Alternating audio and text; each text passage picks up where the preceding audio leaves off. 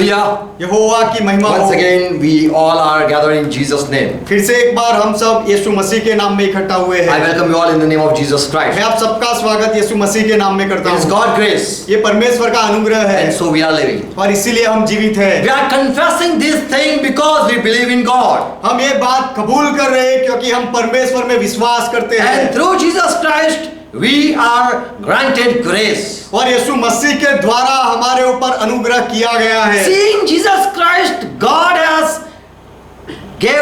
had mercy upon us. यीशु मसीह को देखकर परमेश्वर ने हमारे ऊपर दया की है And we are joined with the church. और हम कलीसिया के साथ जुड़ गए हैं। Hallelujah. यहोवा की महिमा Let's हो। close our eyes. आइए हमारी आंखें बंद करें। Father, we come in Jesus' name. पिता, हम यीशु के नाम में आते हैं। We ask grace today.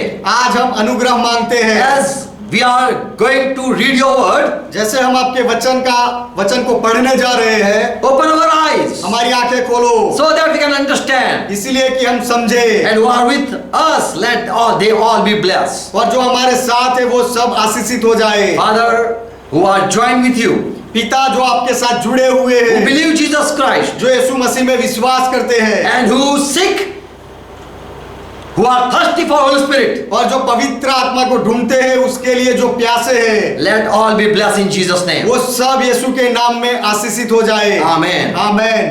Hallelujah. यहोवा का महिमा हो। Praise God. परमेश्वर का महिमा हो। Praise God. परमेश्वर का महिमा हो। Okay, in Matthew 16 verse 13, मत्ती का सुसमाचार 16वां अध्याय 13वां वचन। Jesus, he came to the region of Philippines. Yes. Caesarea Philippines. यीशु कैसरिया फिलिपी में आया And he asked question to his disciples. और यीशु ने अपने चेलों से सवाल किया What people are talking about me? कि लोग मेरे बारे में क्या बातें कर रहे हैं। Who really son of man is? मनुष्य का पुत्र सच में कौन है। In verse 14, 14वां वचन। the disciples started answering. चेलों ने यीशु को जवाब देना शुरू किया। Lord, someone say that you are John Baptist. प्रभु, कोई आपको यूहन्ना बपतिस्मा देने वाला कहता Someone है is saying that Elijah is back. और कोई ऐसा कहता है कि एलिया वापस आया है You are Jeremiah. और तुम यर्मिया हो Or one of the prophets is back. या फिर कोई भविष्य पुराने नियम में से कोई भविष्यवक्ता फिर वापस आया है। In verse 15, 15वें वचन में Jesus asked his disciple, who am I? What do you think? यीशु ने अपने चेलों से पूछा कि मैं कौन हूं, तुम लोग क्या सोचते हो। Now Jesus wanted to check his disciple that they are following human being or are connected with Holy Spirit. अब यीशु मसीह अपने चेलों को जांचना चाहते थे कि वो दूसरे मनुष्यों के पीछे चल रहे हैं या फिर पवित्र आत्मा के साथ जुड़े हैं। Who am I? Jesus asked. यीशु ने पूछा, मैं कौन हूं। Jesus want to listen that my disciple are connected with God or not. यीशु मसीह ये सुनना चाहते थे कि मेरे चेले परमेश्वर के साथ जुड़े हुए हैं या नहीं। Are they able to walk alone without me or not? मेरे बिना मेरे चेले अकेले चल पाएंगे या नहीं। Are my disciples still replying as the world reply? और जैसे दुनिया वाले जवाब देते हैं वैसे ही अब भी क्या मेरे चेले जवाब देते हैं। So Jesus asked, who am I? What do you think about me? तो यीशु ने पूछा कि मैं कौन हूं, तुम मेरे बारे में क्या सोचते In हो। verse 16, Simon Peter answered, 16वें वचन में समौन पत्रस ने जवाब दिया you are Christ, the Son of the living God. कि तू जीवते परमेश्वर का पुत्र मसीह है। You are not a prophet, तू भविष्यवक्ता नहीं, you are not a servant, तू सेवक नहीं, but you are Christ, the Son of living God. लेकिन तू मसीहा है, जीवते परमेश्वर का पुत्र। And Jesus said in verse 17, और 16वें वचन में यीशु ने कहा, he answered, blessed is you, Simon. यीशु ने उसे उत्तर दिया कि हे समौन, तू धन्य है, Flesh and blood has not revealed it to you, क्योंकि मांस और लहू ने ये तुझे नहीं बताया, but my Father spoke to you. लेकिन मेरे पिता ने तेरे साथ बात की। Who am I? No one knows. मैं कौन हूं, कोई नहीं जानता। If I say who am I, you can know me. यदि मैं कहूं कि मैं कौन हूं तो तू मुझे जान सकता है, But if my Father said, then only you can know me. लेकिन यदि मेरा पिता कहे तो ही तू मुझे पहचान सकता है। So my Father had gave you revelation. Praise God. तो मेरे पिता ने तुझे प्रकटीकरण दिया। परमेश्वर का महिमा हो। It is good to listen that you are listening Holy Spirit. और ये अच्छी बात है कि तुम पवित्र आत्मा को सुन पाते हो। You are listening from voice from heaven. और स्वर्ग से तुम आवाज सुन रहे हो। So Christ was very happy listening that what Peter answered. तो पतरस ने जो जवाब दिया वो सुनकर मसीहा खुश हुआ। And he was happy seeing his disciples are being led by the same Spirit. और वही आत्मा से उनके चेले भी चल रहे थे, वो देखकर यीशु मसीह खुश हुआ। Now Jesus said was something more in verse 18. और अब 18वें वचन में यीशु ने कुछ और कहा, ज्यादा कहा। You are Peter. तू पतरस है, On this rock I will build my church. और मैं इस पत्थर पर अपनी कलीसिया बनाऊंगा, And the gate of hell shall not prevail against it. और अधोलोक के फाटक उस पर प्रबल ना होंगे। Now your Lord says three things. अब यहाँ प्रभु 3 बातें कहता है। You are Peter, तू पतरस है, and upon this rock I am going to build. और ये पत्थर पर मैं बनाऊंगा। And it says that I am going to build my church. और ऐसा लिखा गया है कि मैं मेरी कलीसिया बनाऊंगा। Here Jesus, when he said Peter, in Greek it is Petros. यहाँ यीशु ने जो कहा कि पतरस, वो ग्रीक में है Petros. So he meant you are really a rock one. तो यीशु ने यही कहा कि सच में तू एक खड़क है, पत्थर है। But upon this rock, he said, upon this rock, लेकिन यीशु ने कहा इस पत्थर पर, you are the rock. तू पत्थर है, खड़क है। But upon this rock, लेकिन ये चट्टान पर I am going to build my church. मैं मेरी कलीसिया बनाऊंगा। Here Jesus said, you are Peter, यहाँ यीशु ने कहा तू पतरस है, and upon this rock, और इस चट्टान पर I will build my church. मैं मेरी कलीसिया बनाऊंगा। Here two words we see. यहाँ पर 2 शब्द हम देखते हैं। For Peter it is Petros, पतरस के लिए पेट्रोस शब्द है, and for the rock Jesus used Petra. और जो चट्टान शब्द है उसके लिए यीशु ने पेट्रा शब्द उपयोग किया। It means a rocky ground, उसका अर्थ है चट्टान वाला मैदान, a big rock. बहुत बड़ा चट्टान। And for Peter it was used Petros. और पतरस के लिए पेट्रोस शब्द उपयोग किया गया। And Jesus said, I am going to build my church upon this rock, not upon you, but on this rock. और पतरस, यीशु ने कहा कि पतरस तेरे ऊपर नहीं, लेकिन इस चट्टान पर मैं मेरी कलीसिया बनाऊंगा। You are Peter, तू पतरस है, but upon this rock लेकिन ये चट्टान पर I am going to build my church. मैं मेरी कलीसिया बनाऊंगा। The revelation you got, जो प्रकटीकरण, जो प्रकाश तुझे मिला, upon that I am going to found. It is the foundation of the church. वो प्रकटीकरण के ऊपर मैं बनाऊंगा, और वो कलीसिया का ज्ञान है, कलीसिया की एक स्थापना है।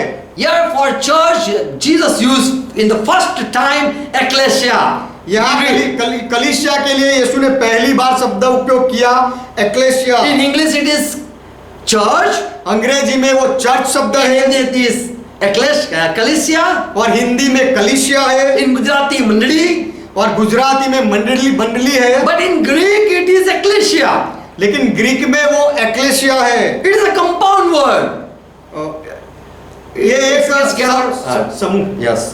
ये शब्दों का समूह वाला शब्द है। Ecclesia.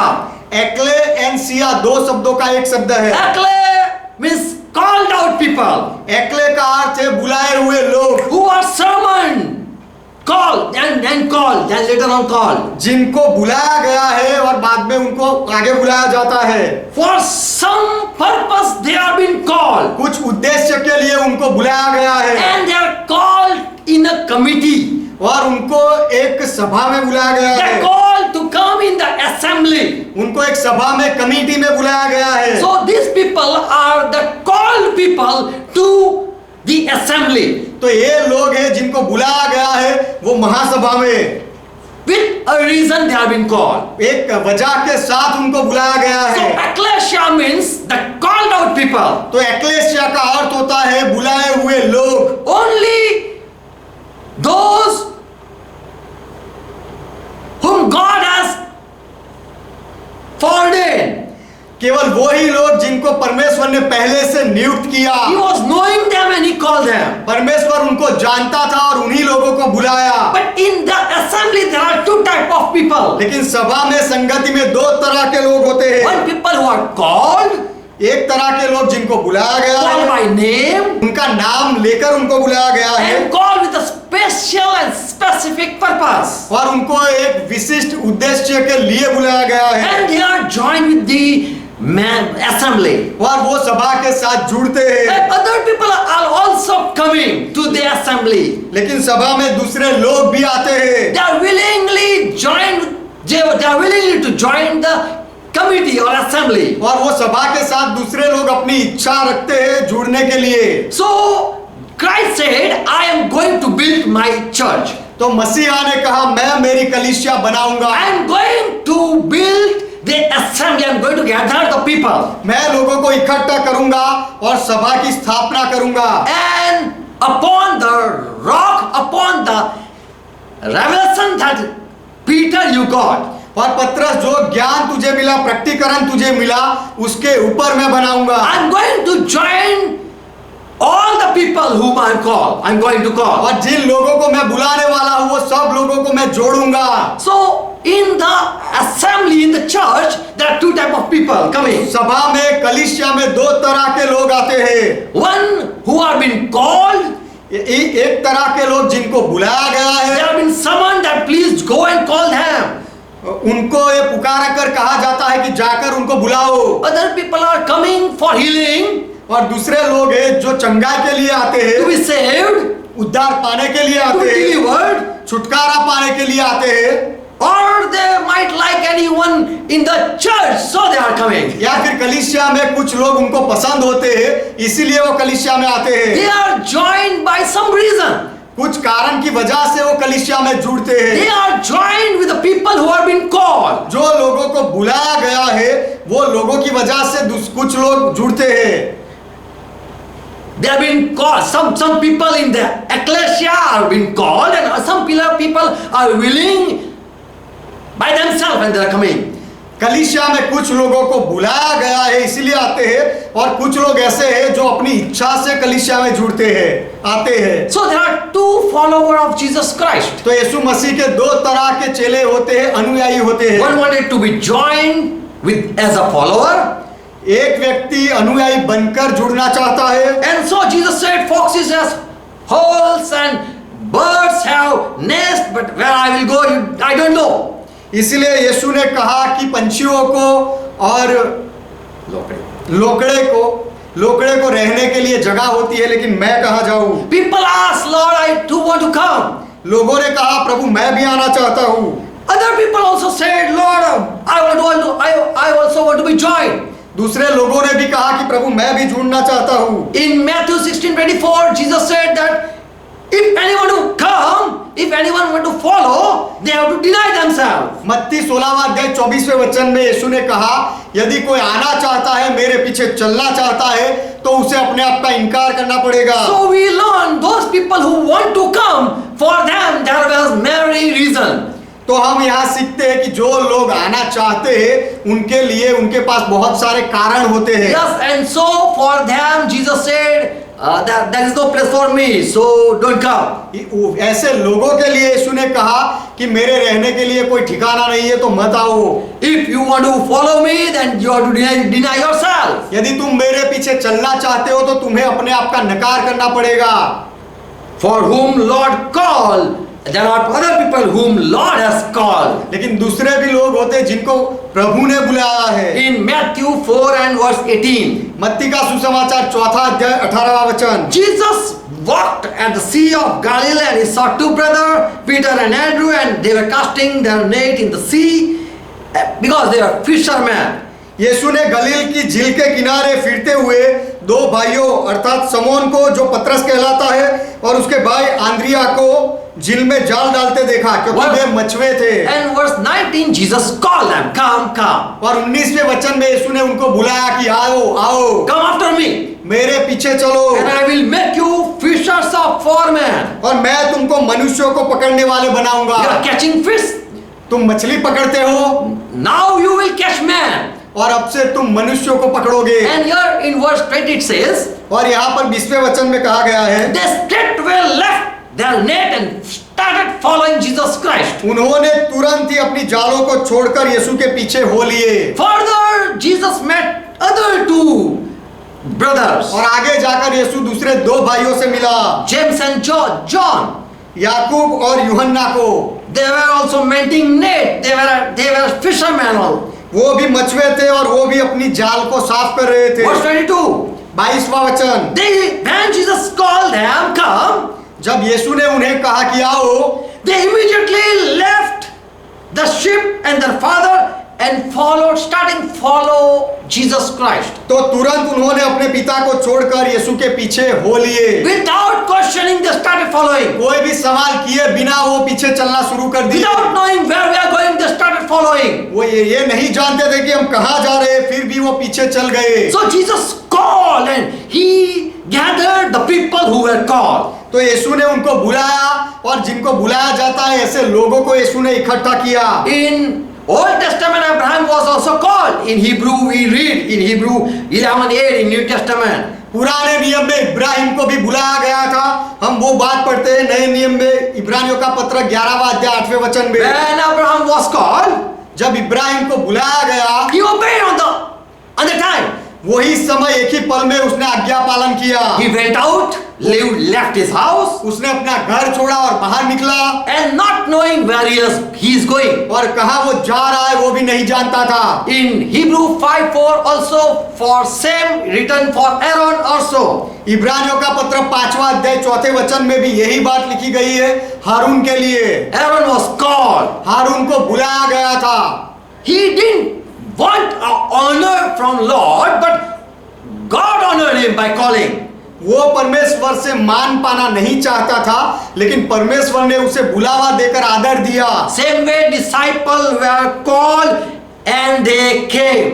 उसी तरह चेलों को भी बुलाया गया था और वे आए And they joined Jesus' team. और यीशु की टीम में वो जुड़ गए। So this was the assembly Jesus wanted to prepare. तो एक सभा थी जो यीशु तैयार करना चाहते थे। Now why he gathered the people who were called? अब जो लोगों को बुलाया गया था उनको यीशु ने इकट्ठा क्यों किया? In Mark 3 verse 13. मरकुस का सुसमाचार 3 अध्याय 13वां वचन। Then Jesus went up on the mountain फिर यीशु पहाड़ पर चढ़ गया and he called those whom he wanted. और जिन्हें वह चाहता था उन्हें अपने पास बुलाया And they came up. और वे उसके पास चले आए। And he wanted something to do with these people. और यीशु ये लोगों के साथ कुछ करना चाहता था। With a reason he called them. वजह के साथ यीशु ने उनको बुलाया। There was purpose for these disciples. ये चेलों के लिए एक उद्देश्य था। Why Jesus gathered? There was purpose. यीशु ने क्यों इकट्ठा किया उनको, उसके पीछे उद्देश्य था। There are 3 reasons we read here in Mark 3rd chapter 14 and 15. 3 ऐसी वजह है जो यह उद्देश्य है वो हम यहाँ पढ़ते हैं मरकुस 3 अध्याय 14वें और 15वें वचन He में। called and he ordained 12 disciples. उसने बुलाया और उसने 12 चेलों को नियुक्त किया। And so that they should be with him. इसीलिए कि वो 12 यीशु के साथ रहे। Next, so that they might be he can send them to preach. और दूसरी बात कि इसीलिए कि यीशु उनको बाहर प्रचार करने के लिए भेज सके। So that they might have power to heal. They receive power to heal. इसीलिए कि उनको चंगाई देने का सामर्थ मिले। Heal the sick and cast out demons. बीमारों को चंगा करे और दुष्ट आत्माओं को निकाले। So that they receive power and then they go. इसीलिए कि वो सामर्थ पाए और सामर्थ पाकर जाए। So Jesus' plan for these called out people was they be with Jesus Christ. तो यीशु की इच्छा ये थी ये बुलाए हुए लोगों के लिए कि ये लोग यीशु के साथ रहे। Why to stay with Jesus? यीशु के साथ क्यों रहने का? So that they learn unity. इसीलिए कि वो एकता सीखे। They learn to encourage one another. और एक दूसरे को उत्साह देना वो सीखे। They love one another. और एक दूसरे से प्रेम करना सीखे। They start caring for one another. और एक दूसरे के लिए संभाल रखना शुरू करे। They unite as a family. और एक परिवार होकर वो एक हो जाए। And learn how to give message. और संदेश कैसे भेजना है देना है वो सीखे। Learn who is God. और परमेश्वर कौन है वो सीखे। Learn what Jesus wants them और यीशु जो उन्हें सिखाना चाहता था वो सीखे। Jesus kept his disciples so that he can share the mysteries. और यीशु ने चेलों को अपने साथ इसीलिए रखा कि वो यीशु उन्हें गुप्त बातें, रहस्य की बातें बताए and make them understand the scriptures. और उनको पवित्र शास्त्र समझाए। He can make them study about the book Bible. और बाइबल, चेले बाइबल का अभ्यास कर सके, इसीलिए यीशु ने उनको अपने साथ रखा। Whatever question there are, ask me, I am with you.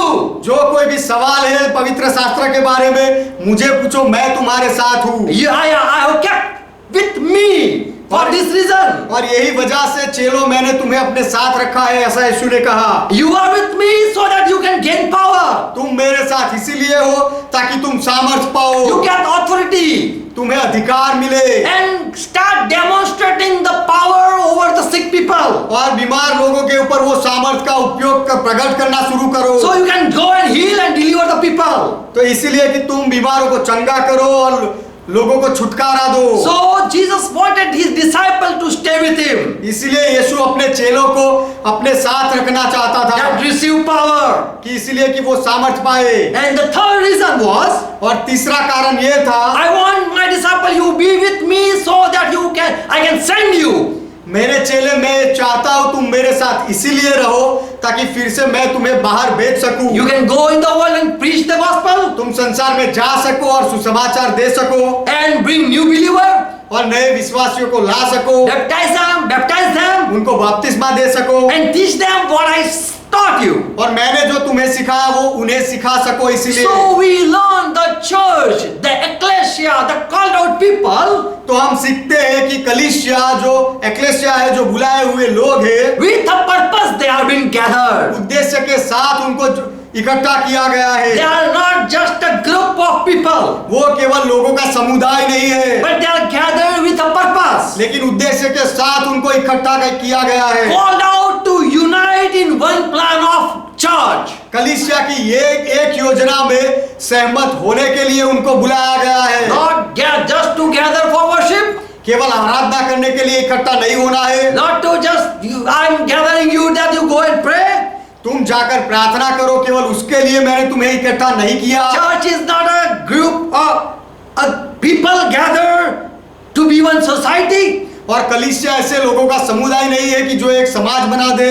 Church is not the people where they can take responsibility for marriage.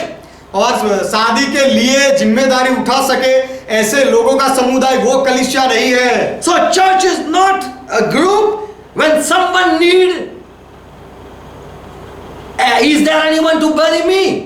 तो किसी को अगर दफन करने की जरूरत होती है तो उनके लिए कलीसिया के लोग होते हैं, ऐसी कलीसिया ऐसी नहीं होती। Lord Jesus didn't say, I am going to build a society for the people who are cast out of society. समाज में से जो लोगों को निकाल दिया गया है उनके लिए मैं एक सोसाइटी बनाऊंगा, ऐसा प्रभु यीशु ने नहीं कहा। Who are poor in the world and who have no one, come, I want to gather you all. कंगाल लोग जो इस दुनिया में और जिनका कोई नहीं होता है, तुम सारे लोग आ जाओ, मैं तुमको इकट्ठा करना चाहता हूँ, ऐसा यीशु ने नहीं कहा। Oh, poor people without God, come. हे कंगाल लोग, परमेश्वर के बिना के लोग आओ। No, Jesus was not calling the people who are cast out of the society. समाज में से जिनको निकाल दिया गया था, ऐसे लोगों को यीशु नहीं बुला रहा था, But he was calling his people, लेकिन यीशु अपने लोगों को बुला रहा था, whom he already knew. जिनको वो पहले से जानता था। So Jesus was not collecting the people to make a society. तो यीशु लोगों को इकट्ठा नहीं कर रहा था उनके लिए समाज बनाने के लिए नहीं, Not for the people who are backward classes, और जो coming from लोग backward classes. और जो लोग नीची जाति के होते हैं उनके लिए यीशु ने बुलावा नहीं दिया था। So that okay, all you people come, I want to gather you and make a church. तो ठीक है, तुम सब लोग मेरे पास आओ, मैं तुम्हें इकट्ठा करना चाहता हूँ और कलीसिया बनाना चाहता हूँ, ऐसा नहीं था। Jesus said, I am going to build my church. यीशु ने कहा, मैं मेरी कलीसिया स्थापन करूंगा, I will develop as I like. मुझे जैसा पसंद है वैसे मैं बनाऊंगा, I will teach as I want. जैसे मैं चाहता हूँ वैसे मैं सिखाऊंगा, I will teach my people, my group people. मैं मेरे समुदाय के लोगों को सिखाऊंगा, I am going to make a law for them. मैं उनके लिए नियम बनाऊंगा, Yes, I am going to discipline them. मैं उनको अनुशासन सिखाऊंगा। My people called out people. The called out people were made a society or were being made an assembly. मेरे जो बुलाए हुए लोग हैं उनकी एक सभा होगी। So we have been called for 3 reasons. तो हमें 3 कारण की वजह से बुलाया जाता है। We should unite together, stay together till death. हमें एक साथ रहना है और एक मत होके रहना है अपने मृत्यु तक। We have to be gathered every time. We have to gather. और हर बार हमें इकट्ठा होना है। So this was a purpose that people come together and know one another and comfort one another. तो ये उद्देश्य था कि लोग एक इकट्ठा हो जाए, एक दूसरे के पास आए और एक दूसरे को दिलासा दे। And the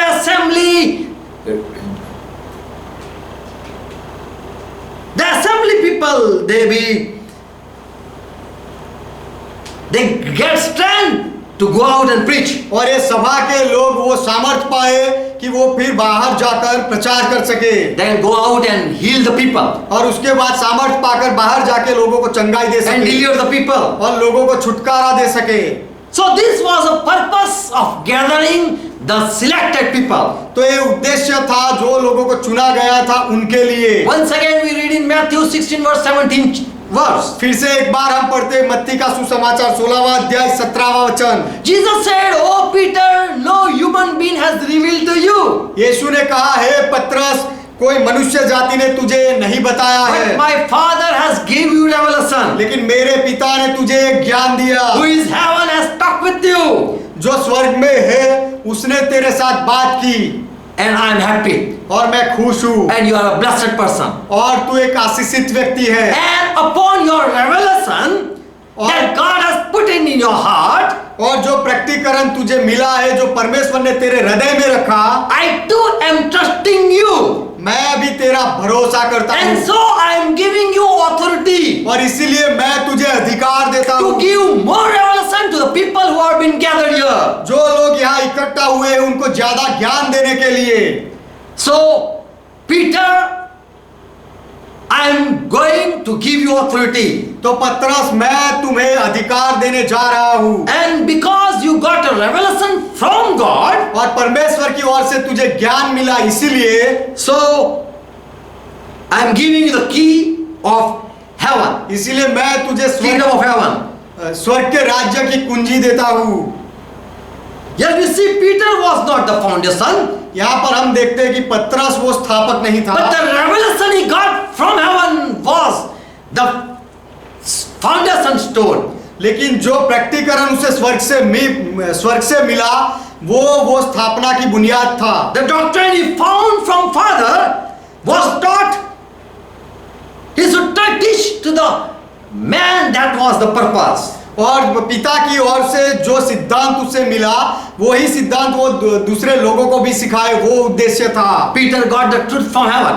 पतरस को स्वर्ग से सत्य मिला। The revelation of hidden mystery was known to this Peter. और जो गुप्त रहस्य था वो रहस्य इस पतरस को मिला। Upon the knowledge of understanding about Christ was the rock foundation. मसीहा को समझने का जो ज्ञान था वो ही वो चट्टान थी, वही वो स्थापक था। Today many don't understand Christ. आज बहुत लोग मसीहा को नहीं समझते, Don't understand Christ's message. और मसीहा के संदेश को नहीं समझते। So they are not being used to reveal Christ's heart to the church. इसीलिए मसीहा के हृदय को कलीसिया में बताने के लिए ऐसे लोगों का उपयोग नहीं होता है। But who have the relationship with the Holy Spirit लेकिन जिनका संबंध पवित्र आत्मा के साथ है and are really out from the world, cut out from the world, और सच में जो संसार से अलग हो गए हैं, they get revelation by grace. उनको अनुगट्टीकरण मिलता है, ज्ञान मिलता है। And Jesus said in verse 18, और 18वें वचन में यीशु ने कहा, I say to you that you are Peter, कि मैं तुझसे कहता हूँ कि तू पतरस है, and on this rock I will build my church. और इस पत्थर पर मैं अपनी कलीसिया बनाऊंगा, The gate of hell shall not prevail against it. और अधोलोक के फाटक उसके उसके ऊपर प्रबल ना होंगे। In Greek, I will read like this. Greek में मैं इस तरह से पढ़ूंगा, You are Petros, तू पेट्रोस है and upon this Petra, I am going to build the called out people. और मैं इस पेट्रा ऊपर जो लोगों को बुलाया गया है उनको बनाऊंगा। So Peter was not the foundation, तो पतरस वो स्थापक नहीं था, but the revelation he got was the foundation. लेकिन जो प्रैक्टिकरण जो ज्ञान उसे मिला वो स्थापना की बुनियाद थी। When church member agree with the revelation of this apostle, they also become the church member. जब कलीसिया के सदस्य भी इस प्रेरित के इस प्रैक्टिकरण के साथ सहमत होते हैं, तब वे भी कलीसिया के अंग बन जाते हैं। If someone of the disciples say, no, Peter, you are saying Jesus is Christ, we don't believe. यदि कोई ऐसा कहे कि पतरस ऐसा नहीं, तू कहता है कि यीशु मसीहा है, ये बात हम नहीं मानते, Then that one is not of the church. तो फिर वो व्यक्ति कलीसिया का नहीं है। For Christ said, Peter got revelation from heaven. क्योंकि मसीहा ने कहा कि पतरस को स्वर्ग से ये प्रकटीकरण So मिला, all have to agree this Peter apostle. तो सबको ये पतरस जो प्रेरित पतरस था उसके साथ सहमत होना पड़ेगा। No one can become part of Church of Christ without agreeing the apostle. प्रेरित के साथ सहमत हुए बिना कोई भी मसीहा की कलीसिया का भाग नहीं बन So सकता। if you think that you are of the church, you have to agree with the doctrine of the apostle. तो यदि आप ऐसा सोचते हो कि आप मसीहा की कलीसिया के हो, तो आपको प्रेरितों के सिद्धांत के साथ सहमत होना पड़ेगा। Christ gave authority to this disciple. मसीहा ने चेलों को अधिकार दिया, Go and preach. जाकर प्रचार करो, Bring the people to the church. लोगों को कलीसिया में लेकर आओ, Call them. उनको बुलाओ, As you know, as the Spirit lead you, bring them. जैसे आत्मा आपको अगुवाई दे, जैसे आप जानते हो उस तरह से उनको लेकर आओ। Verse 19. 19वां वचन, मत्ती 16वां अध्याय। Jesus said, यीशु ने कहा, Peter, now what everyone you will teach will be the law in heaven too. कि पतरस सबसे सबको तू जो कुछ भी सिखाएगा वो स्वर्ग में भी एक नियम बन जाएगा। And whatever you will cancel, erase or remove teaching will be removed in heaven too. और जो पृथ्वी पर तू जो भी शिक्षण छोड़ देगा, हटा देगा, वो स्वर्ग में भी हटा दिया जाएगा। Verse 19. 19वां वचन, Whatsoever you forbid on earth, it will be held in heaven to be forbidden. और जो कुछ तू पृथ्वी पर बांधेगा वह स्वर्ग में बंधेगा। Whatever you allow on earth will be held in heaven to be allowed. और जो कुछ तू पृथ्वी पर खोलेगा वह स्वर्ग में खुलेगा। So Jesus gave authority to this Peter तो यीशु ने पतरस को अधिकार दिया to bring revelation to the church. कलीसिया में प्रकटीकरण ज्ञान देने का। Okay, all the called people, now look, Peter is talking from heaven. अच्छा, तुम बुलाए हुए सारे लोग सुनो, अब पतरस बोल रहा है जो उसे स्वर्ग से मिला। Who am I? He has spoken. मैं कौन हूँ? वो पतरस ने बोला है। So listen, Peter. तो पतरस को सुनो, Because Peter got revelation about the mystery. क्योंकि जो रहस्य था उसके बारे में पतरस को ज्ञान मिला, प्रकटीकरण मिला। Jesus was the founder of the church. यीशु मसीह कलीसिया का स्थापक था And he appointed Peter as the master builder.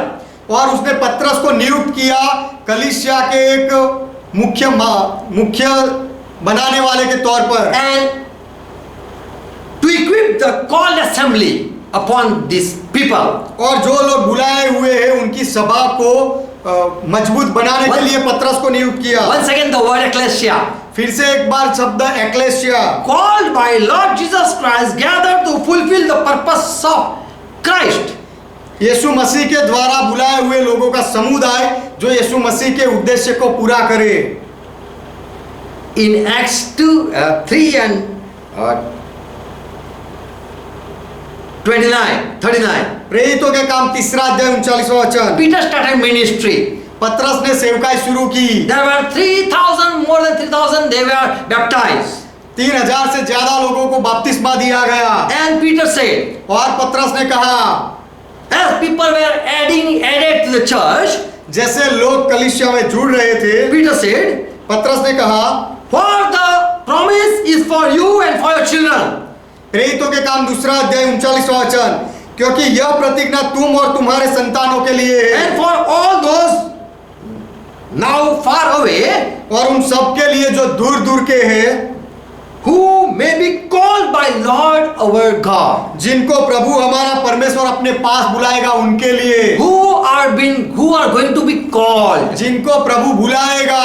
So who are called, they are only the member of the church. तो जो लोगों को बुलाया गया है केवल वही लोग कलीसिया के सदस्य हैं। Not everyone who want that add my name in your register. जो लोग चाहते हैं कि मेरा नाम भी रजिस्टर में जोड़ लो, वो सब कलीसिया के सदस्य नहीं, But who are being called? लेकिन जिनको बुलाया गया है वे। I will share 7 signs of the true church. सच्ची कलीसिया के 7 चिन्ह मैं बताऊंगा। If Christ is the head of any church, यदि कोई कलीसिया कोई मंडली का मुखिया मसीहा है, how can I know? तो मैं कैसे जान सकता हूँ? The teaching and preaching should be of Christ. तो वहाँ जो शिक्षण होता है और जो प्रचार होता है वो मसीह का होना चाहिए, For Christ said, I will build my church. क्योंकि मसीहा ने कहा मैं मेरी कलीसिया बांधूंगा, My doctrine to my church. मेरे सिद्धांत मेरे कलीसिया में रखूंगा, My teaching to my church. मेरा शिक्षण मेरे कलीसिया में, I will give my law to my church. मेरे कलीसिया में मैं मेरे नियम दूंगा My discipline will be there. और मेरा अनुशासन वहां रहेगा, Because he said, I am going to build. क्योंकि मसीहा ने कहा कि मैं बनाऊंगा। So as he will teach his people. तो जैसे मसीहा को पसंद आए वैसे वह अपने लोगों को सिखाएगा, He will be the head of the church. वो कलीसिया का सिर बनेगा। So any church who is not teaching Christ doctrine, they are not the church.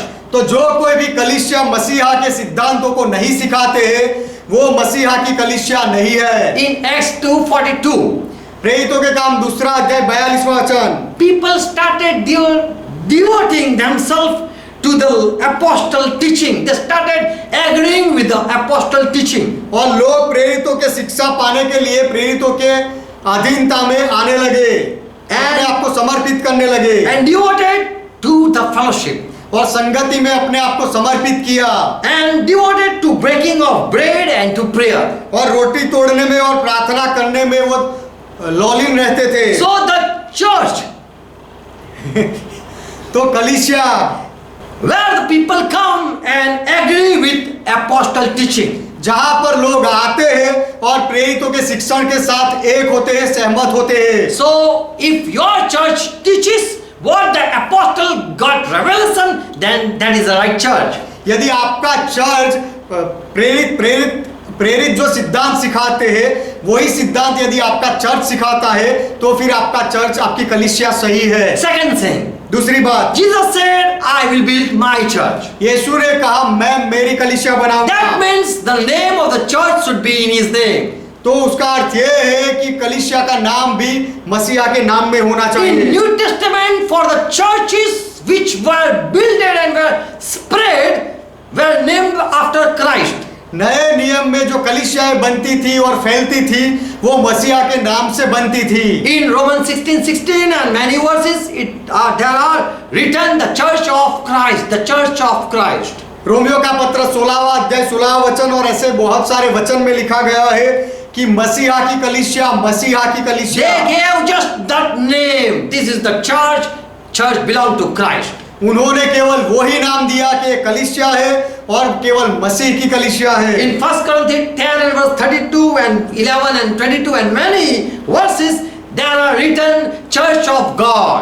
पहला कुरंथी 10वां अध्याय 32वां वचन और 11वां अध्याय 22वें वचन और बहुत सारे वचन में ऐसा लिखा गया है कि मसीहा का चर्च और परमेश्वर का church. In 1 Corinthians 14:33, there is church of holy, church of holy. और saint. पहला कुरंथी 14वां अध्याय 33वें वचन में लिखा गया है कि संतों की कलीसिया, पवित्र संतों की कलीसिया। I will say church of holy one. मैं कहूंगा पवित्र की कलीसिया। In 1 जो Timothy, पवित्र है उसकी कलीसिया। 1 Timothy 3 and verse 15, पहला तिमोथी 3 अध्याय 15वां वचन, church of the living God. जीवित परमेश्वर की कलीसिया। So Christ named the church that this church belongs to God, this church belongs to Christ. तो कि पौलुस ने अलग अलग नाम दिया कि ये कलीसिया मसीहा की है, ये कलीसिया परमेश्वर की है। So Paul gave the church name. He named like this. This is the church of Christ. This is, we can call it church of living God. We can call it church of holy. तो पौलुस ने ये सारे नाम दिए कि ये कलीसिया को हम मसीहा की कलीसिया कह सकते हैं, ये कलीसिया को हम जीवित परमेश्वर की कलीसिया कह सकते हैं, ये कलीसिया को हम पवित्र संतों की कलीसिया कह सकते हैं। So that who is the builder know that that this is my name. इसीलिए कि जो कलीसिया का बनाने वाला है वो जाने कि हाँ ये मेरे नाम में चल रही है। In New Testament there were churches that the church named at where it belonged to. नए नियम After the place the church was named. नए नियम में ऐसा है कि जहाँ की कलीसिया होती है वो जगह के नाम के ऊपर से कलीसिया का नाम दिया गया है। The church got named by the places. जगह के नाम के अनुसंधान में कलीसिया को नाम मिला है। Church at Antioch, church at Jerusalem. अंत्योक की कलीसिया, यरूशलेम की कलीसिया, Like that, this name were given according to the places. उस तरह के वो जगह के अनुसार कलीसिया को नाम दिया गया है। In Romans 16 verse 5, Colossians 1:15, Philemon 1 and 5. Romeo का पत्र 16वां अध्याय 5वां वचन, कोलोसी 4वां अध्याय 15वां वचन और फिलोमोन 1वां अध्याय 5वां वचन। Wherever they started gathering in the house, they said that this house, okay, this Stephen house, this is the house, this is the church. जहां पर भी घरों में उन्होंने इकट्ठा होने की शुरुआत की तो वो कहते थे कि अच्छा ये स्टेफन का घर है तो ये कलीसिया है। Like that they started giving the name. उस तरह से उन्होंने नाम देना शुरू किया। Where they worship, where they gather for worship service, जहां पर वो आराधना की सेवा के लिए इकट्ठा हो for सके, Bible study, बाइबल का अध्ययन करने के लिए इकट्ठा हो सके, or to do different ministry. या अलग अलग सेवकाई करने के लिए जमा हो सके। They gather for Lord's Supper. और प्रभु भोज के लिए वो इकट्ठा हुए हो They were सके। gathering for healing mass prayer. और चंगाई के लिए और प्रार्थना के लिए भी वो वहाँ इकट्ठा होते थे। They gathered to give baptism to the people. लोगों को बपतिस्मा देने के लिए वो इकट्ठा होते थे। When they gather, they prophesy. और जब वो इकट्ठा होते थे तब वो भविष्य वचन कहते When थे। they gather, they exercise as Holy Spirit lead them. और जब वो इकट्ठा होते थे तो पवित्र आत्मा की अगुवाई में जो भी करना चाहिए वो करते थे। So they gather at different places, and that were called church. तो वो अलग अलग जगह पर इकट्ठा होते थे और उसे कलीसिया कहा गई थी। But today we have different name. लेकिन आज हमारे पास अलग नाम है। Some people have church named Calvary Church. कुछ लोगों की कलीसिया का नाम है काल्वरी church. The Christ name is not Calvary. मसीहा का नाम काल्वरी नहीं है। Calvary means skull. काल्वरी का अर्थ होता है खोपड़ी। How can anyone say skull church? कोई कैसे कह सकता है खोपड़ी की कलीसिया? There are churches, people call it Sharon Church. ऐसे भी कलीसिया है, लोग उसे कहते हैं Sharon church. Not according to the place, जगह के अनुसार ये नहीं है, but they don't like Church of God, Christ Church, Holy Saint Church. लेकिन परमेश्वर की कलीसिया, मसीह की कलीसिया, पवित्र संतों की कलीसिया ऐसा उनको नहीं पसंद है। So इसलिए they take different names so that people can identify. इसीलिए वो अलग नाम ले लेते हैं ताकि लोग उनको पहचान सके। They don't want to agree with the church that is in Bible. Bible में जो कलीसिया है उनके साथ वो सहमत होना नहीं चाहते। People have Canaan Church also. लोगों ने कनान चर्च ऐसा नाम भी रखा है। That is mercantile church. Canaan means mercantile. Kanan का अर्थ होता है व्यापार, Merchant person. व्यापारी व्यक्ति, वो व्यापार की कलीसिया। People love as they have children, they give names. Like that, they want to give name to the church. जैसे लोगों को बच्चे होते हैं और बच्चों के नाम देते हैं, उस तरह से लोग कलीसिया को भी नाम देना चाहते हैं। Without understanding, people are giving name to the churches which they will. समझदारी के बिना ही लोग जो कलीसिया बनाते हैं उनको नाम दे देते हैं। But the real church of God or Christ, it has just the name that Bible gives. लेकिन परमेश्वर की जो कलीसिया, मसीह की जो सच्ची कलीसिया है, उनका केवल वही नाम है जो बाइबल कहता है। Many give Alpha Church. बहुत लोग कलीसिया का नाम अल्फा रखते हैं, अल्फा कलीसिया। Christ's name is not Alpha, his name is Alpha and Omega. मसीहा का नाम अल्फा नहीं है, उसका नाम अल्फा और ओमेगा So है। you should say Alpha Omega तो Church. आपको ये कहना चाहिए अल्फा ओमेगा कलीसिया। But they don't know what they are doing. लेकिन वो जो कर रहे हैं वो नहीं समझते, So their Holy Spirit is not leading them. तो पवित्र आत्मा उनको अगुवाई नहीं दे रहा They है। are building, not Christ is building. वो खुद बना रहे हैं, मसीहा नहीं बना रहा। Third thing, तीसरी बात, the true church will unite in one teaching. जो सच्ची कलीसिया है वो एक ही शिक्षण में सहमत होगी They will not agree with other teaching. और दूसरे के शिक्षण के साथ वो सहमत नहीं होंगे। They will agree as Holy Spirit inspire. पवित्र आत्मा जैसे प्रेरणा देंगे वैसे वो सहमत होंगे। The church is a place where they unite, come in one manner of faith. कलीसिया ऐसी जगह है जहां लोग इकट्ठा होते हैं और एक ही विश्वास में एक होते हैं। In Ephesians 4 and verse 11. एफेसियों का पत्र 4 अध्याय 11वां वचन।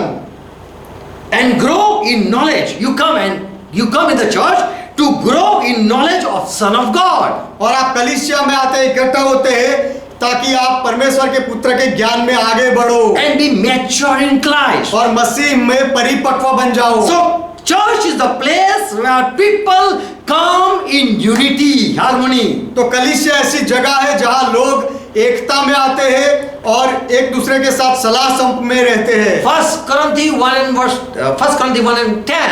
पहला कोरिन्थी पहला अध्याय 10वां वचन। Paul say, I appeal to you, I make a request to you. पौलुस कहता है कि मैं तुमसे विनती करता हूँ, Oh my brother, हे मेरे भाइयों, in the name of Lord Jesus Christ, I am appealing you यीशु मसीह के नाम में मैं तुम्हें विनती करता हूँ that all of you who are gathered agree together कि तुम सब एक बात के हो। जब तुम इकट्ठा होते हो तो एक बात के हो, so that there should be no division among you, इसीलिए कि तुम में कोई फूट ना हो, and that you may be united in mind and conviction. परंतु एक ही मन और एक ही मत होकर मिले रहो। So Paul requesting the church that they have to be one in doctrine. तो पौलुस कलीसिया को सलाह दे रहा है कि उनको सिद्धांत में एक रहना है They should unite in one faith. और एक विश्वास में उनको एक होना है। So if a church, real church is there will be no different teaching. तो यदि कोई सच्ची कलीसिया होगी तो उसमें अलग अलग शिक्षण नहीं होंगे, They will continue in one faith. वो एक ही विश्वास में बने रहेंगे। Third thing, तीसरी बात, the church of Christ or church, if the church is of Christ, यदि कलीसिया मसीहा की है तो Christ will judge the people. तो मसीहा लोगों का न्याय करेगा। Jesus said in Matthew 18 verse 17, यीशु ने कहा मत्ती का सुसमाचार 18वां अध्याय 17वें वचन में, if someone sin against brother, यदि कोई दूसरे भाई के विरोध में पाप करे and if any man, a man of church refused to listen, if he is in the church and that person refused to listen, और यदि वो व्यक्ति कलीसिया का हो और दूसरे व्यक्ति की सलाह ना माने, if a man refused the church, यदि मनुष्य वो व्यक्ति कलीसिया को सुनने से इनकार करे, then you should treat him once again as a Gentile and as tax collector. तो तू उसे अन्य जाति और महसूल लेने वाले के जैसा जान। Before he was Gentile and he has dead in the church, he came in the church. पहले वो अन्य जाति का था और वो कलीसिया में जुड़ा और कलीसिया में आया, But now he is not agreeing with you. लेकिन अब वो आपके साथ कलीसिया में एक नहीं होता है। So just let him go again back in the world. तो उसे फिर से अन्य जाति में वापस जाने दो दुनिया में। He was not in the church, remember it. वो कलीसिया में नहीं था, ऐसा याद रखो। 2 Thessalonians 2:3 and verse 6. दूसरा थेसलोनिकी 3 अध्याय 6 वचन। Paul says, brother, who is living an ill-ordered life, which is not in agreement with the teaching that you received from us. हे भाइयों, हम तुम्हें अपने प्रभु यीशु मसीह के नाम से आज्ञा देते हैं कि हर एक ऐसे भाई से अलग रहो जो अनुचित चाल चलता नहीं हो। So और जो शिक्षण हम तुम्हें देते हैं उसमें जो नहीं बना रहता। Who is not agreeing with the teaching that we taught, हमने जो सिखाया वो शिक्षण में जो सहमत नहीं होता है, brother, we urge you keep away from that person. तो हे भाइयों, हम आपसे विनती करते हैं कि ऐसे भाई से तुम अलग रहो। So the church has authority to judge the people. तो कलीसिया के पास अधिकार है लोगों का न्याय करने का। So Paul says in 1 Corinthians 6 and verse 4 that there is none that can judge in the church. इसीलिए पौलुस कहता है पहला कोरिन्थी 6 अध्याय 4 वचन में कि तुम्हारे अंदर न्याय करने के लिए क्या कोई नहीं है। 1 Peter 4 and verse 17. पहला पत्रस 4 अध्याय 17 वचन, For the time has come for judgment to begin with the house of God. क्योंकि वह समय आ पहुंचा है कि पहले परमेश्वर के लोगों का न्याय किया जाए। So we see the house of God, that is the church where God is ruling, we see He is judging in the church. तो हम परमेश्वर के घर को देखते हैं जो कलीसिया है, जहां परमेश्वर अधिकार चलाता है और लोगों का न्याय करता है। If you see in church people are doing all nuisance and still they are not punished, they are receiving any punishment, that is not the church. यदि आप कलीसिया में देखो कि सारे लोग गलत काम कर रहे हैं और उनके लिए उनको सजा नहीं मिलती, तो फिर वो मसीहा का, परमेश्वर का चर्च नहीं है। Where the church is, Christ is going to judge. जहां कलीसिया है वहां मसीहा न्याय करेगा। And if there is no judgment, then that is not a right church to go. और यदि वहां न्याय नहीं होता तो वो कलीसिया ठीक नहीं है, वहां नहीं जाना चाहिए। People want to go in the church where they receive blessing. और जहां आशीर्वाद मिले ऐसी कलीसिया में लोग जाना पसंद करते हैं। But the real church where Christ is the head, He will judge His people. लेकिन जो सच्ची कलीसिया है जहां मसीहा सिर है, वहां मसीहा अपने लोगों का न्याय करेगा। In 1 Corinthians 11:32, पहला कोरिन्थी 11वां अध्याय 32वां वचन, if someone sin against the Lord, then Lord is going to judge them and you are going to be disciplined. यदि कोई प्रभु के विरोध में गलत करे तो प्रभु उसको दंड देगा और तुम्हें उसे अनुशासन में लाना चाहिए। So we see that Christ judge in the church. तो हम देखते हैं कि कलीसिया में मसीहा न्याय करता है। He discipline the people who are connected, who are joined. जो कलीसिया में जुड़े हुए होते हैं वो लोगों को मसीहा अनुशासन में लाता है, शिस्त सिखाता है। So the right church, if there is right church and they are doing sin and still they are not punished, then that is not the right church. तो यदि कोई कलीसिया होती है और उसके अंदर लोग पाप करते हो और फिर भी उनको कुछ सजा ना मिलती हो, तो फिर वो मसीहा का कलीसिया नहीं है। People do idol worship and still there is no punishment, that is not the right church. लोग मूर्ति पूजा करते हैं और तो भी वो कलीसिया में कोई सजा ना आए, तो वो मसीहा की कलीसिया नहीं है। Is in your church Christ is head? आपकी कलीसिया में क्या मसीहा सिर है? Is in your church Christ is judge? और क्या आपकी कलीसिया में मसीहा न्याय करता है? We should seek it. We हमें ये should search for that. हमें ये बातों को कलीसिया में ढूंढना चाहिए, देखना चाहिए। Fourth thing, चौथी बात, just 7 thing. केवल 7 बात। Hallelujah. यहोवा का महिमा हो। We are here and you are standing and you are sitting. Praise God. हम यहाँ खड़े हैं और आप बैठे हुए हो, परमेश्वर की महिमा हो। Fourth thing, चौथी बात, you will find only saved people in the church. That is the true church. If you find only saved people, बचाए हुए लोगों को ही केवल आप कलीसिया में पाओगे तो वो सही चर्च है। praise God. वही सच्ची कलीसिया है। John 10:11 says, यूहन्ना 10वां अध्याय 11वां वचन कहता है, Jesus said, I am a shepherd, good shepherd, यीशु ने कहा मैं अच्छा चरवाहा and I हूँ give my life. और मैं मेरा जीवन देता हूँ। 28 verse. 28वां वचन, I give my disciple, my followers, my sheep, eternal life. मैं मेरे चेलों को, मेरे अनुयायियों को अनंत जीवन देता हूँ And they shall not perish. और वे कभी नाश ना होंगे Neither shall any man pluck them out of my hand. और कोई उन्हें मेरे हाथ से छीन नहीं लेगा। So, in Christ church, people are saved. तो कलीसिया Saved and saved. मसीह की कलीसिया में लोग उद्धार पाते हैं और सुरक्षित होते हैं। In Acts 2:47, प्रेरितों के काम 2 अध्याय 47वां वचन, when church was began at the Pentecost, 50वें के दिन जब कलीसिया की शुरुआत हुई, in 47 we read that Lord started adding, daily adding the member, the saved people. यहाँ पर हम पढ़ते हैं कि प्रभु प्रतिदिन उनमें दूसरे लोगों को जोड़ता था कलीसिया में। Lord added to their number daily those who were been saved. और जो उद्धार पाते थे उनको प्रभु प्रतिदिन कलीसिया में मिला देता था। So in church there should be saved people only. तो कलीसिया में केवल बचे हुए लोग ही होने चाहिए। Not a single alcoholic. There should be not a single alcoholic in the church. और कलीसिया में एक दारू पीने वाला भी व्यक्ति नहीं होना Not a चाहिए single idol worshipper. और एक मूर्ति पूजा करने वाला भी नहीं होना There should चाहिए be not a person who is having two God, two Lord. और जो व्यक्ति के दो परमेश्वर हो, दो प्रभु हो, ऐसा व्यक्ति भी कलीसिया में नहीं होना So चाहिए। Christ said, I'm going to call and that will be my discipline. तो मसीहा ने कहा कि मैं बुलाऊंगा और वहां पर मेरा अनुशासन And रहेगा only there they will be saved. और वहां पर ही वो उद्धार पाएंगे। So in the church where people, the people who are saved are in the church. तो जो लोग उद्धार पाए हैं वो लोग कलीसिया में होते हैं। And if in church anyone sin, Bible says we have Christ, a faithful one. और यदि कलीसिया में कोई पाप करता है तो बाइबल कहता है कि हमारे पास मसीहा है जो विश्वास योग्य है And he judge also. और वो न्याय भी करता And है also he can set the person free from sin also. और वो व्यक्ति को पाप से आजाद भी करता है। In Hebrew 2, okay.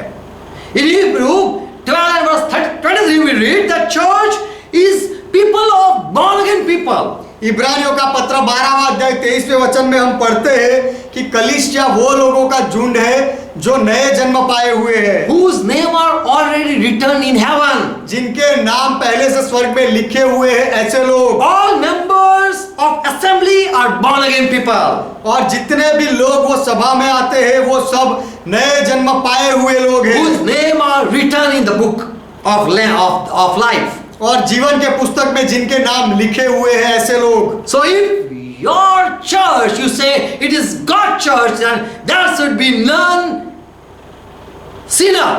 यदि आप ऐसा कहो कि आपकी कलीसिया परमेश्वर की कलीसिया है तो उसमें कोई भी पापी नहीं होना चाहिए। Only sinner can come as they will.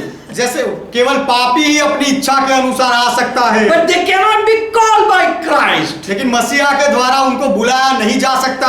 So we know we don't have the right church. तो हमारे पास सही कलीसिया नहीं है Because the right church are just the people who have been called. क्योंकि सही कलीसिया तो वही है कि जिसमें केवल वही लोग आते हैं जिनको बुलाया जाता है। Many can try to follow Christ and come and join. बहुत लोग मसीहा के पीछे चलने का प्रयास कर सकते हैं और आकर जुड़ सकते हैं And we see both type of people in churches today. और आज हम दोनों तरह के लोग कलीसिया में देखते हैं Who have been called जिनको बुलाया गया है ऐसे लोग and who are willingly coming. और जो अपनी इच्छा से जुड़ जाते हैं ऐसे लोग। But we should know that the church is or the people who have been called for purpose. लेकिन हमें ये जान लेना चाहिए कि उद्देश्य के साथ जिन लोगों को बुलाया जाता है ऐसे लोगों के समुदाय को कलीसिया कहते हैं। If you have been useful, you are in the church. यदि आप उपयोगी हो सकते हो तो आप कलीसिया में हो। Praise God. परमेश्वर का महिमा हो। Fifth thing, पांचवी बात, Christ sent the leader for gospel. If that is the right church, then the people are going to be sent in the world for preaching. और यदि वो आपकी कलीसिया सही कलीसिया है तो उसमें से आगेवान परमेश्वर भेजेगा, मसीहा भेजेगा कि जो बाहर जाकर दुनिया वालों को सुसमाचार दे। Lord has taught me that church is not a babysitter, but it is a school where people come out as a doctor and leader. पर प्रभु ने मुझे ये सिखाया है कि कलीसिया वो छोटे बच्चों की पाठशाला के जैसा नहीं है, लेकिन There people bring and their children sit as a babysitter. जहाँ पर लोगों को लाया जाता है बच्चे। वैसे बच्चों को लाकर बिठाया जाता है वैसे लोग आकर कलीसिया नहीं कहते, लेकिन जहाँ से लोग परिपक्व होकर बाहर जाए ऐसे स्कूल के समान कलीसिया होती है। John 10:9 Jesus said, यूहन्ना 10वां अध्याय 9वें वचन में यीशु ने कहा, I am the door. मैं द्वार हूँ, He who goes in through me, who comes through me, will be saved. और यदि कोई मेरे द्वारा भीतर प्रवेश करे तो उद्धार पाएगा। And then he will go out. After being saved, he will go out. और उद्धार पाने के बाद वो बाहर जाएगा। And and find pasture. और उसे चारा मिलेगा। In verse 16, 16वें वचन, Jesus said, I want, there are many people outside who come, who are not of this fold, they also come. यीशु ने कहा कि बहुत सारे भेड़े बाहर के हैं जो इस भेड़शाला के नहीं है, मैं चाहता हूं कि वो भी यहाँ आए। I want that they to come. मैं चाहता हूं कि वो भी ये भेड़शाला में आए। I want to bring them. मैं उनको लाना चाहता हूं। So in the church, I will equip my people so that I can send them out. तो मेरी कलीसिया में मैं लोगों को परिपक्व बनाऊंगा ताकि मैं उनको बाहर भेज सकूं। So the right church is the church, the true church is the church where people are sent out by Holy Spirit. तो सच्ची कलीसिया वो कलीसिया होती है जहां लोगों को पवित्र आत्मा के द्वारा बाहर भेजा जाता है। In Acts 15:22, in Acts 13:2, प्रेरितों के काम 15वां अध्याय 22वां वचन और 13वां अध्याय दूसरे वचन, the apostle and leader, whole church gathered and they prayed for Paul and Barnabas and sent them for ministry. प्रेरित और आगेवान और कलीसिया के सारे लोग इकट्ठा हुए और उन्होंने पौलुस और बारनाबास के लिए प्रार्थना की ताकि वे दोनों को वो सेवकाई के लिए बाहर भेजे। In Acts 13:2, प्रेरितों के काम 3रा अध्याय 2रा वचन, the church started fasting कलीसिया ने उपवास करना शुरू and किया Holy Spirit talked with the people और पवित्र आत्मा ने लोगों के साथ बात की and said, separate for the ministry, for my ministry, this Paul and Barnabas. Second, और पौलुस और बारनाबास को मेरी सेवकाई के लिए अलग करो, ऐसा पवित्र आत्मा ने बताया। for some purpose that I'm going to, I want them out. कुछ They उद्देश्य, go out and preach the word. मेरा कुछ उद्देश्य है उनके लिए कि मैं उनको बाहर भेजूं कि बाहर जाके वो प्रचार करे। So Paul and Barnabas, they went out to preach. इसलिए पौलुस और बारनाबास प्रचार करने के लिए बाहर गए। In Romans 15:19, we see Paul ministry. Romeo का पत्र 15वां अध्याय 19वें वचन में हम पौलुस की सेवकाई को देखते हैं। When Paul went out, many Gentiles came to Lord. जब पौलुस बाहर गया तो बहुत सारे अन्य जाति के लोग प्रभु के पास आए। Many signs and wonders followed as Paul was preaching. जैसे पौलुस प्रचार कर रहा था तब बहुत सारे चिन्ह और चमत्कार हुए He preached the full gospel of Christ. और मसीहा का पूरा सुसमाचार पौलुस ने फैलाया And he demonstrated the power of Holy Spirit. और पवित्र आत्मा के कामों को भी, सामर्थ को भी उसने दिखाया And people were convinced. और लोगों को खातरी मिली। So we see Holy Spirit working in the church and sending the people out. तो हम देखते हैं पवित्र आत्मा को कलीसिया में काम करते हुए और कलीसिया के लोगों को बाहर भेजते हुए। So in the church, if there is Holy Spirit, तो कलीसिया में यदि पवित्र आत्मा है then he should get freedom. तो He should get freedom. He should have freedom to work among the people. तो पवित्र आत्मा को लोगों के बीच में काम करने के लिए स्वतंत्रता होनी चाहिए। And if Holy Spirit talk with the people, then that is the right church. और यदि पवित्र आत्मा लोगों के साथ बात करता हो तो वो सही कलीसिया है। In 1 Corinthians 3 and verse 17 it says, पहला कोरिन्थी 3रा अध्याय 17वें वचन में ऐसा लिखा है now the Lord is the Spirit. कि अब प्रभु तो आत्मा है And where the Spirit of Lord is, और जहाँ प्रभु का आत्मा है, wherever the Spirit of Lord is, जहाँ पर भी प्रभु का आत्मा है there is liberty. वहाँ स्वतंत्रता है। There the people are allowed to go out and bring the people to the Lord. जहाँ लोगों को बाहर जाने की परवानगी है और बाहर के लोगों को प्रभु के पास लाने की परवानगी है, वहाँ स्वतंत्रता है। Well, Holy Spirit lead the people to bring the people to church. जहाँ And they don't come by the willingly, by their willing. और जहाँ पवित्र आत्मा लोगों को कलीसिया में जोड़ने के लिए लाने की आज्ञा देता है और वो बाहर के लोग अपनी इच्छा से नहीं लेकिन पवित्र आत्मा की इच्छा से आते हैं। Praise God. So when Holy Spirit work, तो जब पवित्र आत्मा काम करता है no need to bring, no need that people come by willing. तो लोग अपनी इच्छा से कलीसिया में जुड़ जाए, ऐसा नहीं होता। So where the church, real church is, तो जहाँ सच्ची कलीसिया होती है people are sent out to bring the people. लोगों को बाहर भेजा जाता है कि वे दूसरे लोगों को अंदर लाए, Call them. उनको बुलाए। Praise God. परमेश्वर का महिमा हो। To call other disciples were sent. दूसरे लोगों को बुलाने के लिए चेलों को बाहर भेजा गया। Paul says that I preached the word, I preached the gospel, I brought people to the church. 2 Corinthians 3 and verse 17. दूसरा कोरंथी 3 अध्याय 17वां वचन। Yes. प्रभु तो आत्मा है और जहाँ कहीं प्रभु का आत्मा है वहाँ स्वतंत्रता है। Here we read in 1 Corinthians 9, 16 and 18. पहला कोरंथी 9वां अध्याय 16वां और 18वें वचन में हम पढ़ते हैं, When people prayed for Peter, Paul, that he might go and preach the word, जब लोगों ने पौलुस के लिए प्रार्थना की कि वो जाकर वचन का प्रचार करे, Paul also wanted to go, but he didn't. He didn't went out. पौलुस भी जाना चाहता था लेकिन वो खुद बाहर नहीं गया। He wanted that if this is the church of God and God is there, वो ये चाहता था कि यदि ये परमेश्वर की कलीसिया है और यदि परमेश्वर यहाँ है, if Spirit of Lord is here, यदि प्रभु का आत्मा यहाँ है, then He will inspire someone that they can speak to us and we will go out तो वो bring the people for Lord. तो वो आत्मा किसी को प्रेरणा देगा और वो लोग हमें कुछ बताएंगे और कहेंगे कि हम बाहर जाकर दूसरे लोगों को लेकर आए। So Paul went preaching in the world. इसलिए पौलुस जगत में प्रचार करता हुआ गया And he set a humble example of himself. और उसने अपने आप का एक नम्र उदाहरण दिया। Church is a place where Jesus sent those people only who are well prepared. कलीसिया ऐसी जगह है जहाँ जो अच्छे तरह से तैयार हुए लोग होते हैं, वो लोगों को मसीहा बाहर भेजता है। Praise God. परमेश्वर का महिमा हो। Call the people to the church दूसरे लोगों को कलीसिया में बुलाने के लिए, so that the people come in oneness of faith, one faith. इसीलिए कि लोग एक विश्वास में जुड़ जाए, एक हो जाए। There are churches where people fear that our members should not go out for preaching. ऐसी भी कलीसिया है जहाँ लोग डरते हैं कि हमारे कलीसिया के सदस्य बाहर प्रचार करने के लिए नहीं जाने So that चाहिए, is not the right church. तो वो सही कलीसिया नहीं है। Sixth thing, छठी बात, in the true church there will be gift. There will be two gifts we can see in the real church. जो सच्ची कलीसिया होती है उसमें दो दान हम देखते हैं, दो तरह के दान हम In देखते हैं। Ephesians 4 and verse 8, एफेसियों का पत्र 4 अध्याय 8वां वचन, when it's written that Christ ascended up to heaven, जो लिखा गया है कि मसीहा स्वर्ग में चढ़ा,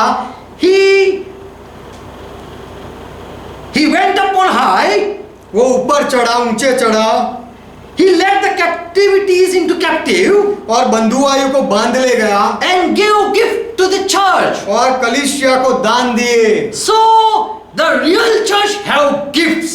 तो जो सच्ची कलीसिया होती है उसके पास दान होते There हैं। are fivefold of ministry. Church is been gifted with.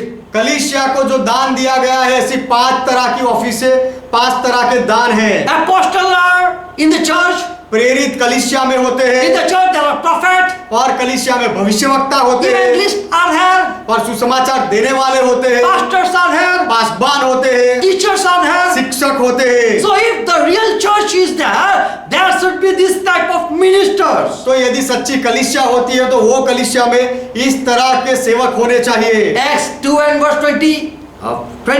प्रेरितों के काम 12, 1 Corinthians 2, 12 and 28. पहला कोरंथी 12वां अध्याय 28वां वचन, To each individual he has given the gift. हर एक व्यक्ति को उसने अलग अलग दान दिए हैं। Here we read. यहाँ पर हम पढ़ते हैं पहला कोरंथी। So there are two type of gift to the church. तो कलीसिया में 2 तरह के अलग अलग दान हैं। Leader of the church gift to the church. जो आगेवान है वो कलीसिया में दान दिए गए हैं And all that 9 gift we read, that are also gift to the church. और जो 9 दान हम पढ़ते हैं वो भी कलीसिया को दिए हुए दान है। So that each one be grew in Christ. इसीलिए कि हर एक व्यक्ति मसीहा में आगे बढ़े Each one be edified. और हर एक व्यक्ति उन्नति पाए। As we know that in 1 Corinthians 14 verse 4 that prophecy that edifies the church and the person who speak in tongue it edify himself. जैसे हम पढ़ते हैं पहला कोरंथी 14वां अध्याय 4वां वचन, जो अन्य भाषा में बातें करता है वह अपनी ही उन्नति करता है, परंतु जो भविष्यवाणी करता है वह कलीसिया की उन्नति करता है। So there are gift. If you find gift in the church, then that is the right church. तो यदि आप कलीसिया में आपको दान दिखे तो फिर वो सही कलीसिया है, मसीहा की कलीसिया है। 7th thing, last thing, praise God. 7वीं बात, अंतिम बात, परमेश्वर की महिमा हो। If the church is right or true church that Christ built, यदि वो कलीसिया सही हो या सच्ची हो जिसको मसीहा ने बनाया है, then there we will see the growth. तो वो कलीसिया में हम बढ़ोतरी देखेंगे। There are two type of growth we can see in the church. कलीसिया में हम दो तरह की बढ़ोतरी देख सकते हैं। John 10:16. यूहन्ना का सुसमाचार 10वां अध्याय 16वां वचन। Jesus said, I want to bring people to the church. यीशु ने कहा, मैं लोगों को कलीसिया में लाना चाहता हूँ। I want to add more to the church. मैं कलीसिया में और लोगों को जोड़ना चाहता So हूँ। we read in Acts 2:47. तो हम पढ़ते हैं प्रेरितों के काम 2 अध्याय 47वें वचन में, Lord added the soul saved to the church. जो उद्धार पाए हुए लोग थे, ऐसे लोगों को प्रभु ने कलीसिया में जोड़ा। Jesus said, and they will listen my voice and they will come and join with you. और यीशु ने कहा था कि वो मेरी आवाज सुनेंगे और वो आकर तुम्हारे साथ जुड़ जाएंगे। So we see one growth, the people added to the church. तो हम एक तरह की बढ़ोतरी देखते हैं जहां दूसरे लोग कलीसिया में जुड़ जाते हैं आकर। Second growth we should see in the church. दूसरी बढ़ोतरी हम कलीसिया में हमें जो देखनी चाहिए, 1 Corinthians 14:4. पहला कोरिन्थी 14वां अध्याय 4वां वचन। The person who speak in tongues, he edify himself. जो व्यक्ति अन्य भाषा बोलता है वो अपने आप की उन्नति करता है, He that prophesy edify the church. और जो भविष्यवाणी करता है वो कलीसिया की उन्नति करता है। So if there is a spiritual growth in the church, then that is the right church. तो यदि कलीसिया में आत्मिक बढ़ोतरी होती है, उन्नति होती है, तो वो सही कलीसिया है। People be strong more and more in faith, then that is the right church. विश्वास में लोग ज्यादा मजबूत होते जाते हैं, सामर्थ्य होते जाते हैं, तो वो सही कलीसिया है। Come in the knowledge of God more and more every day, then that is the right church. और परमेश्वर के ज्ञान में ज्यादा बढ़ते जाते हैं, तो वो सच्ची कलीसिया है। Praise God. परमेश्वर का महिमा हो। So this 7th sign we can see and we can find out that which Christ built it. तो ये 7 बातें हम ढूंढ निकाल सकते हैं कलीसिया में और पता लगा सकते हैं कि मसीह की बनाई हुई कलीसिया कौन सी है। There is a hard question in Hebrew 12:23 and I'm going to finish this thing. इब्रानियों का पत्र 12वां अध्याय 23वां वचन, उसमें एक कठिन सवाल है, इसके बाद मैं पूरा करूंगा। You can also search. आप भी ढूंढ सकते हो। In Hebrew 12:23. इब्रानियों का पत्र 12वां अध्याय 23वां वचन। Here there is written about 2 churches. यहाँ पर 2 कलीसिया के बारे में लिखा गया One है, general assembly एक साधारण सभा and the church of the firstborn who are enrolled in heaven. और दूसरी कलीसिया जिनके नाम स्वर्ग में लिखे हुए हैं। So there are churches today that is a general assembly. तो आज इस तरह की कलीसियाएं हैं जो केवल साधारण सभा है। In that general assembly, all come by their will and come by God will. वो साधारण सभा में सब अपनी इच्छा से आते हैं और परमेश्वर की इच्छा से भी आते हैं। 1 Corinthians 10:32. पहला कोरिन्थी 10वां अध्याय 32वां वचन। We should not become a stumbling block to this Jew who had come in the church and the Gentile who have added to the church or the church of God. Here 3 words we read. यहाँ पर हम 3 शब्द देखते हैं, तुम न यहूदियों न यूनानियों और न परमेश्वर की कलीसिया के लिए ठोकर के कारण बनो। So the assembly, the general assembly is bunch of people or gathered people where there are Jew, where there are Gentile people. तो साधारण सभा वो है जहां पर यहूदी और यूनानी लोग आते हैं और इकट्ठा होते हैं, उनकी सभा बनती है। They don't know that we are called by a purpose.